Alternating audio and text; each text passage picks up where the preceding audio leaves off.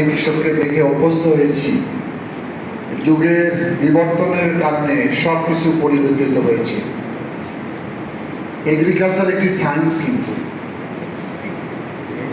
আমি এখানে আসার পরে যতটুকু ধারণা নেওয়ার চেষ্টা করেছি, এই অল্প সময়ের ভিতরে এই কৃষির বিবর্তনে, এভলিউশনে আমার খুব বেশি জানার সুযোগ হয়নি।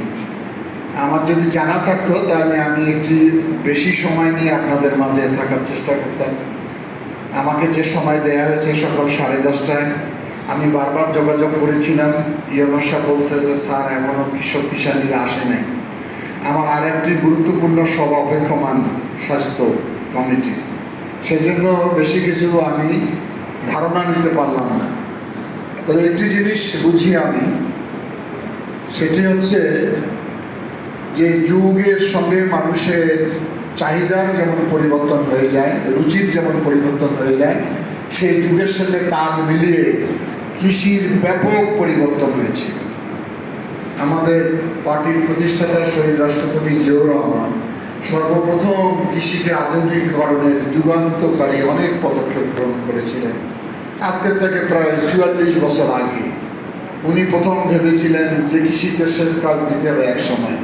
উনি শ্যালো ইঞ্জিন আনার ব্যবস্থা করেছেন, উনি পাওয়ার টিলার ট্রাক্টর এনে আধুনিক চাষাবাদের ব্যবস্থা করেছেন, উনি রিচার্জের ব্যবস্থা করেছেন, উনি সোনালিকা, জোপাটিকা সেই সময় গম চাষের ব্যবস্থা করেছেন।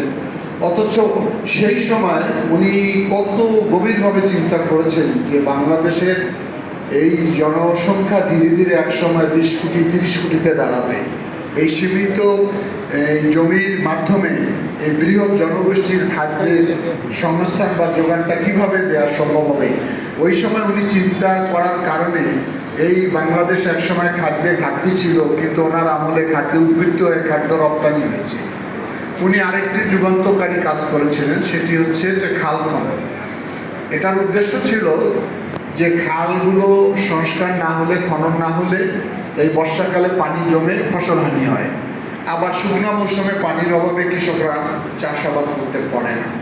আমাদের বর্তমান মাননীয় প্রধানমন্ত্রী তারেক রহমান সেই কর্মসূচিটাতে সবচেয়ে বেশি গুরুত্ব দিচ্ছেন। কেন গুরুত্ব দিয়েছেন? উনি বলেছেন যে আগামী 5 বছরে 20,000 কিলোমিটার খাল পুনর্খনন করবো আমরা। সেখানে আমাদের মন্ত্রণালয় থেকে হবে 7,500 কিলোমিটার। এবছর আমরা খনন করতেছি 1500 কিলোমিটার।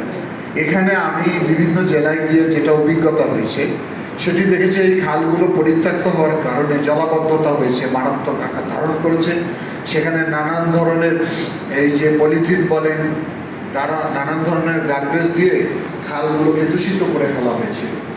তো পরিবেশের জন্য এটা যেমন জরুরি ছিল, পাশাপাশি পানি নিষ্কাশন, পানি ধরে রাখার জন্য এটা খুবই জরুরি ছিল।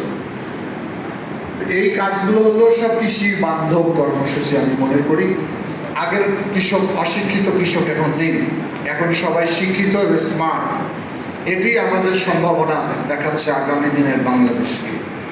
বাংলাদেশ একটি কৃষি নির্ভরশীল, এটা আমরা ক্লাস 1 থেকে যতদূর লেখাপড়া করেছি সব সময় কথাটা আমরা শুনে গেছি, বাংলাদেশ কৃষি নির্ভরশীল। সুতরাং কৃষি ক্ষেত্রটাকে সবচেয়ে বেশি গুরুত্ব আমাদের